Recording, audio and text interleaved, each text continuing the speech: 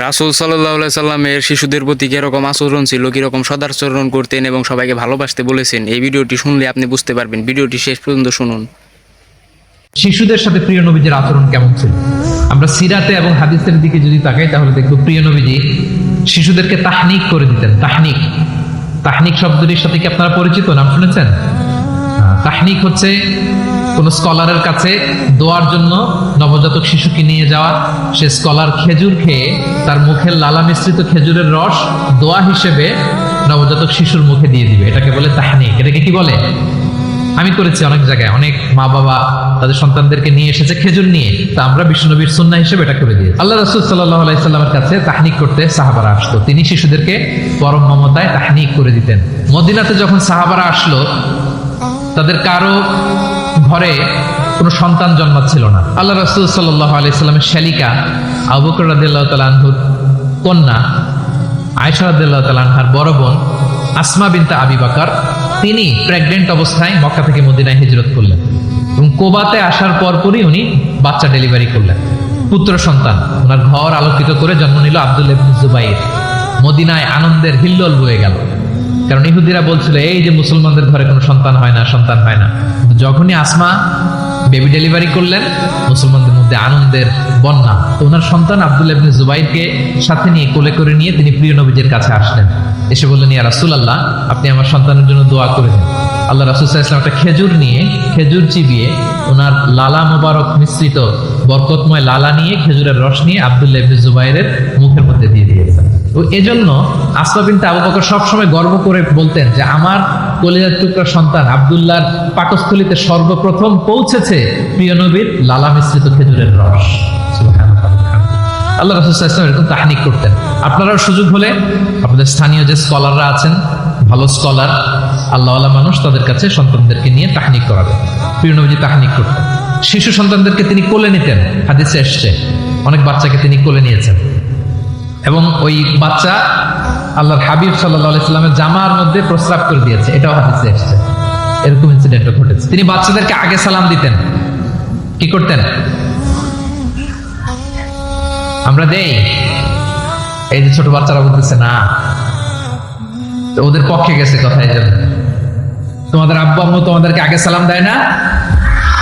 দেয় নাকি দেয় না?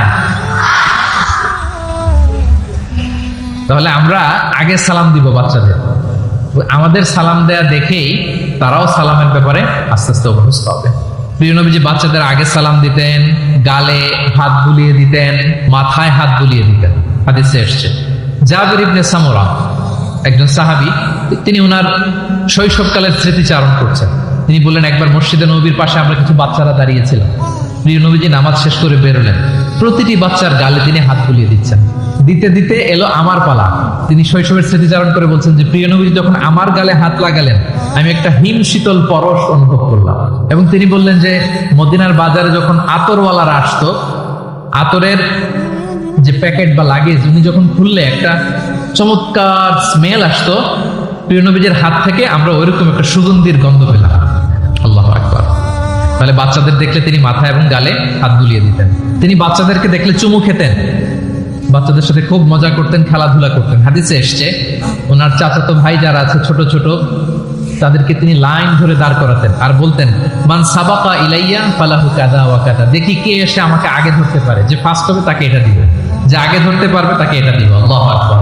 এবং তারাও আনন্দে উৎফুল্ল হয়ে দৌড়াতে দৌড়াতে, কেউ প্রিয় নবীজির বুকের উপরে এসে ঝাপটে পড়তো, কেউ কাঁধে উঠতো, কেউ পিঠে উঠতো, এভাবে দৌড়ে বিষ্ণু ইসলামের কাছে তারা আসতো। এবং মাঝে মাঝে তিনি শিশুদের মধ্যে কোনো ভুলভাল কিছু দেখলে শুধরে দিতেন।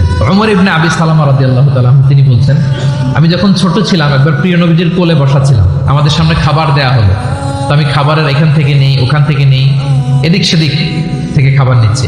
আল্লাহ রাসূল সাল্লাল্লাহু আলাইহি ওয়াসাল্লাম আমাকে বললেন, ইয়া গোলাম, হে বৎস, সাম্মিল্লাহ, তুমি বিসমিল্লাহ বলো। তাহলে খাওয়ার শুরুতে আমরা কি বলবো? ওয়া কুল বিয়ামিনিক, এবং ডান হাতে খাও। কোন হাতে?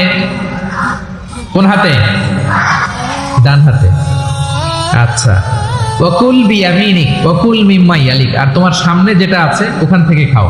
ডানে বায়ে সামনে পিছনে এদিক থেকে ছোটাছুটি করে টানাটানি করো না। তিনি বলেন যে বিশ্বনবী যখন আমাকে এই গাইডলাইন দিলেন, তারপর থেকে আজীবন আমি এই সিস্টেমেই খেয়েছি, আজীবন এই সিস্টেমেই খেয়েছি। তাহলে এটিকেটস অফ হ্যাভিং ফুড, খাবারের যে এটিকেটস, রাসূল সাল্লাল্লাহু আলাইহি ওয়াসাল্লাম বাচ্চাকে শিখিয়ে দিলেন। এভাবে শিশুদেরকে আদর করতেন, ভালোবাসা দিতেন, মায়া মমতায় জড়িয়ে রাখতেন এবং ভুল করলে পরম মমতায় শুধরে দিতেন। তাহলে শিশুদের সাথে প্রিয় নবীজির কেমন আচরণ আমরা বুঝতে পারছি।